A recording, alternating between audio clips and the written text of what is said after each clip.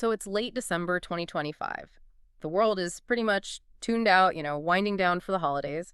And then the Prime Minister of Israel steps up to a podium and, well, he effectively redraws the map of the Horn of Africa. He formally recognizes the Republic of Somaliland as an independent, sovereign state. It was a huge deal. I mean, a seismic event, really. And we're not talking about a trade office or some kind of cultural liaison. This was full Article 1 sovereignty recognition from a UN member state. It just shattered a status quo that has held the region in this sort of suspended animation for over 30 years. Right. It's the move everyone kind of knew was possible, but nobody wanted to be the first to actually make it. For decades, Somaliland has been this unspoken reality. Yeah. It functions like a state, it has a currency, it holds elections, it polices its own borders, but Well, it diplomatically, didn't exist. a ghost in the international stage. Exactly. It was stuck in what you might call the taboo phase. But with Israel breaking that seal, we've shifted gears immediately. We are no longer in the era of an unspoken reality. We are now in the phase of partial recognition. The precedent has been set. And that is where our deep dive starts today. We're not looking at Tel Aviv, and we're not really even focused on Hargeisa. We're looking at Addis Ababa, because the biggest aftershocks of this earthquake, they're going to be felt right next door in Ethiopia. That's the critical angle. I mean, Ethiopia is the regional giant. We're talking 120 million people, a growing economy, but it has been operating with one hand tied behind its back. The shift in Somaliland isn't just another news headline for them. It's a strategic opening. The real question is, do they seize it? The briefing we're looking at argues that Ethiopia faces a pretty binary choice: secure its long-term interests now, or wait and let other players come in and carve up the region. It's a high-stakes game of realism. And it all starts with what the analysis calls the geography of power. Which brings us to the elephant in the room. Ethiopia is landlocked. But let's be really clear for everyone listening. We're not just talking about paying a few extra dollars to ship a container. In this context, being landlocked is described as a structural constraint. And that distinction is vital. A structural constraint, that means it limits your sovereignty. When you don't have a toast, you don't just lose money, you lose agency.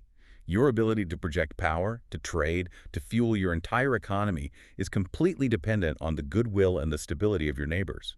It's a leverage problem. If you control the only road to my house, you decide when I eat, you decide how much it costs, and you decide if I can't even leave. Precisely. In the logic of the Horn of Africa, kilometers translate directly into control. Every single kilometer you have to travel to reach a port is a kind of tax on your autonomy. And right now, Ethiopia's supply lines are long, they're expensive, and they are very vulnerable. Okay, so this is where Somaliland changes the math.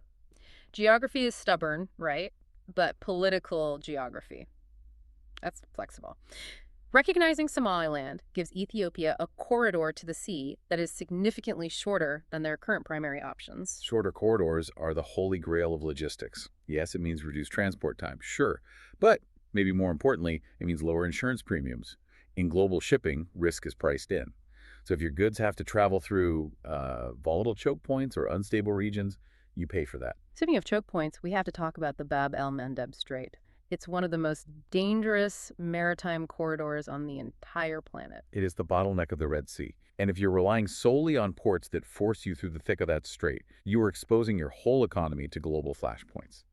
A shorter route through Somaliland basically acts as a bypass. It creates redundancy. So it's an insurance policy. If the strait gets blocked or if conflict flares up somewhere, the Somaliland corridor keeps the lungs of the Ethiopian economy open. That's the security dividend of the geography. But let me push back on something for a second. Ethiopia already uses the port of Berbera in Somaliland. The trucks are moving today. So why does the piece of paper matter? Why does Ethiopia need to go through the diplomatic headache of formal recognition if the goods are already flowing? I was going to ask exactly that. It feels like unnecessary drama. Why not just stick with the handshake deals? You get the access without all the political blowback. Well, that's the seduction of the status quo, isn't it? Yeah. But handshake deals are, by definition, negotiable and fragile. They rely on the political weather. If the leadership in Hargeisa changes, or if some external pressure is applied, those deals can just evaporate overnight. Because there's no treaty backing them. There is no international legal framework. You can't take a handshake to the International Court of Justice. Recognition converts a temporary geographic advantage into what the source calls treaty-backed certainty. It cements it.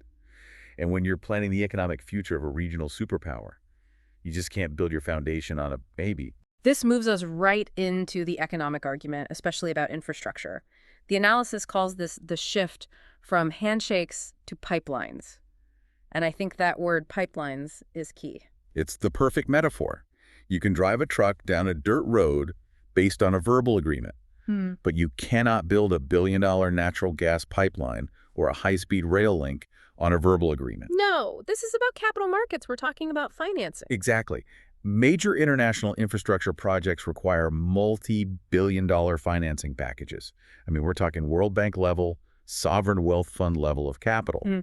And those investors are allergic to legal ambiguity. They need a sovereign counterparty. They need to know who owns the land, who guarantees the security, and who is legally responsible if things go south for the next 30 years.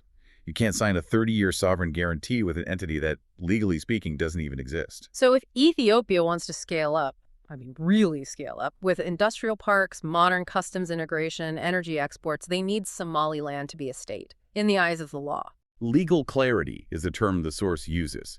It's the prerequisite for scaling.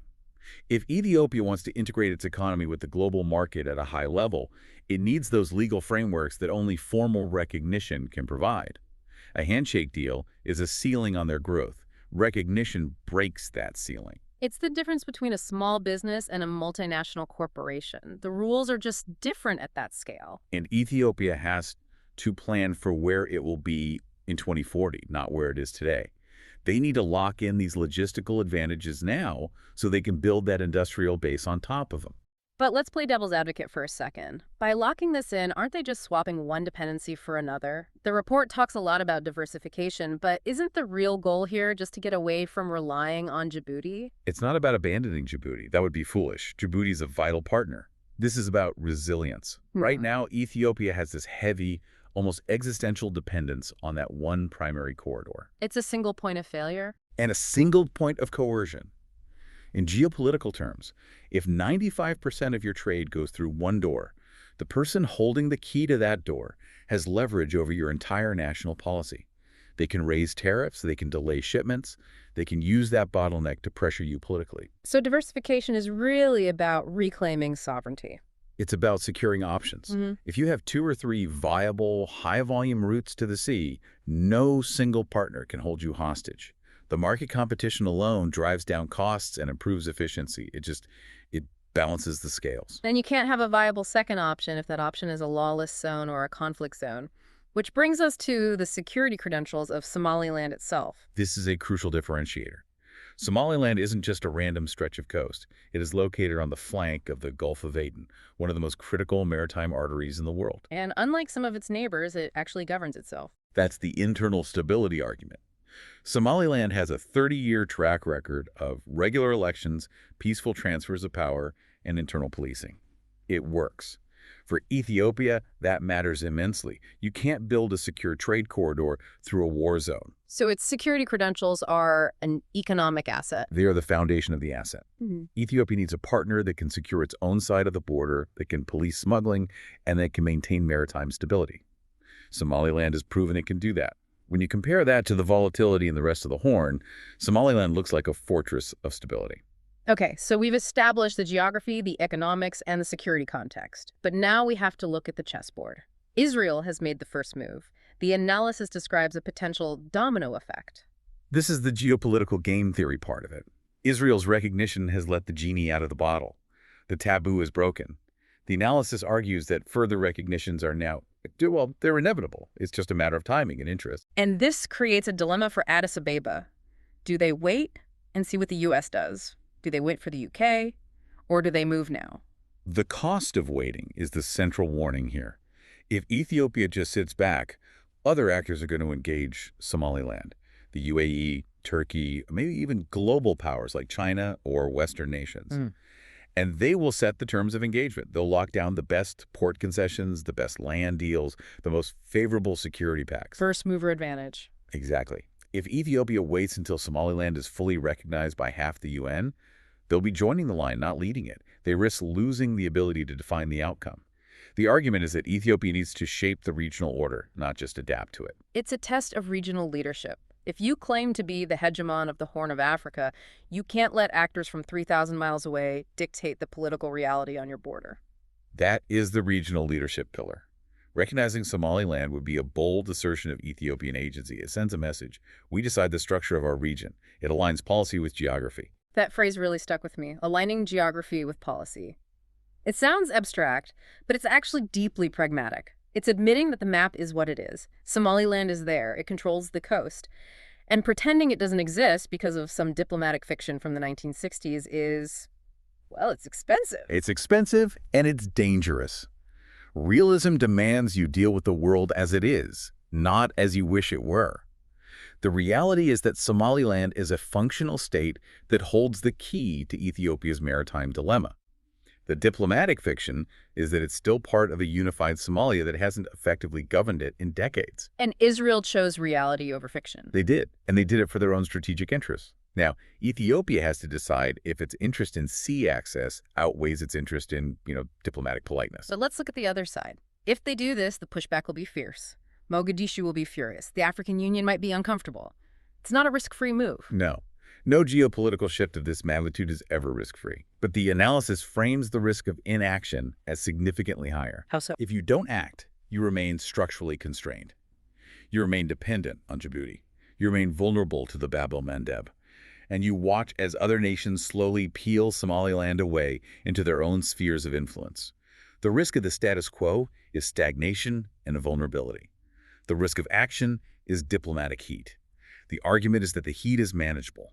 The stagnation is fatal. That's a powerful way to reframe it. Usually we think of changing the status quo as the dangerous option. Here, clinging to the status quo is the danger because the world around you is changing anyway. Exactly. And remember, with Israel providing the cover, that diplomatic heat is dispersed. It's not just Ethiopia going rogue. They're stepping into a space that has already been open. It creates a new center of gravity in the Horn. It does. It fundamentally redraws the alliance structures. A formalized Ethiopia-Somaliland axis changes the calculation for everyone, for Egypt, for Eritrea, for the Gulf states. It creates a solid block of stability and economic integration, stretching from the highlands all the way to the coast. So to recap, we're looking at three main pillars pushing Ethiopia toward this decision. Right. Pillar 1 is strategic geography. It's about solving that landlocked paradox by securing a permanent, shorter, sovereign-backed route to the sea. Pillar 2 is economic resilience. Moving from handshakes to pipelines, creating the legal clarity you need for massive, long-term infrastructure investment, and diversifying away from that single-point dependence. And Pillar 3, regional leadership. Shaping the narrative, being the architect of the new Horn of Africa rather than just a passive resident living in it. It really is a fascinating moment where you get to see realism in action. We use that word in political science classes, but this is what it looks like on the ground. It's stripping away the niceties and just looking at the hard math of survival and growth. And that is usually where history is made. Not in the preservation of old forms, but in the recognition of new realities. It brings me back to that concept of unspoken realities. We see this in business, in technology, everywhere. There's the official story, and then there's the way things actually work. And the tension always breaks eventually. The gap between the map on the wall and the map on the ground can only get so wide before reality forces a correction. Israel forced that correction. And now Ethiopia has to decide if they're going to help write the new map or just live on it. Windows of strategic opportunity are rare, and this is one of them. They don't stay open forever. If Ethiopia doesn't walk through it, someone else will close the door. So here's the final thought for you to mull over today. We've talked about the mechanics of ports and pipelines, but this is really a story about recognition in every sense of the word. The analysis suggests that recognizing Somaliland is an affirmation of realism. But ask yourself this. In a world full of unspoken realities, things we all know are true but just haven't made official, is the greatest risk actually taking the leap to formalize them? Or is a true danger pretending they don't exist while your competitors quietly start playing by the new rules? That is the ultimate question. Are you shaping the reality, or is the reality shaping you? Thanks for diving deep with us. We'll see you on the next one.